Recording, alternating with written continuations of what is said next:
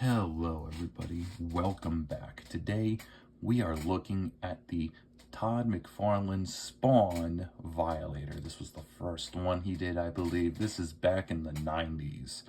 So, I mean, you should be able to still find it with ease today. A lot of his stuff circulates rather easily, I'd say. So, but without further ado, let's get right into it. There were no accessories, so we can just get right into it.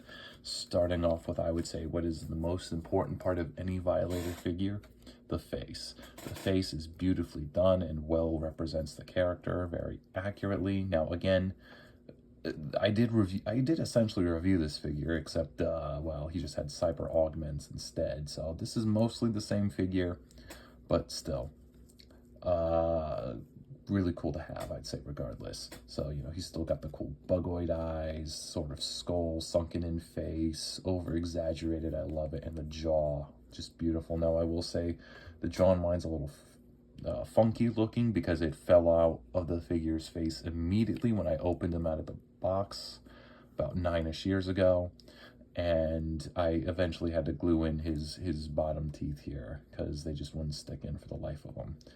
So, but yeah, really well done, sculpt and paint wise, everything's where it needs to be. You know, you got the cool bones, of course the signature hook spike here, I love it. You know, we go here, nice beautiful piece here. You know, you can see the flesh like it's moved and whatnot in this wonderful skinny design. Again, I wish McFarlane made a skinny Violator figure just with more articulation. It would be so awesome.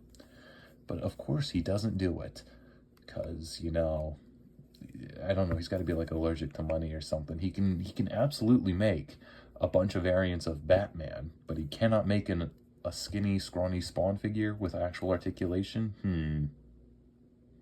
I see. But yeah, anyway, moving on. You know, cool bend at the elbow, I suppose. But yeah, he's got these cool spikes. This hand, again, because again, it's like the Cyber Violator, which I already reviewed on the channel, so feel free to check that out.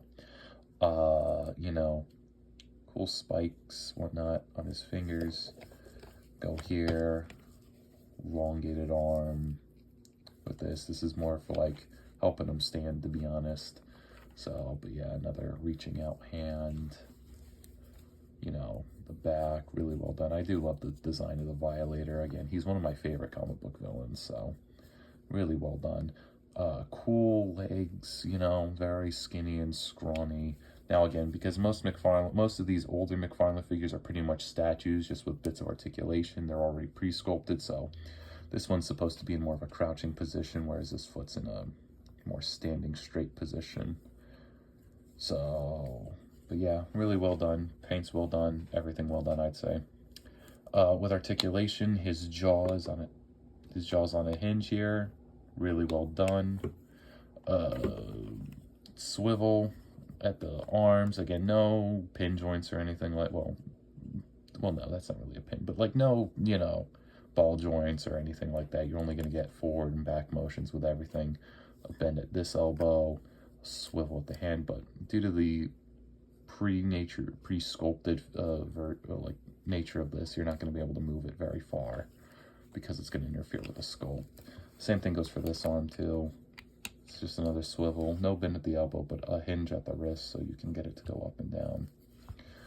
Legs also on swivel joints, so you can get them to go almost all the way out, but yeah, pretty far forward. The sculpt does limit it a bit, and then there are bends at the knees.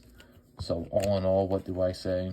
It's a pretty cool version of the figure. I still wish McFarlane didn't just do the, well, his magnum opus buff Violator figure he made a few years ago. That one is excellent. I wish he did make a skinny one too with articulation. I think it would have been very kino.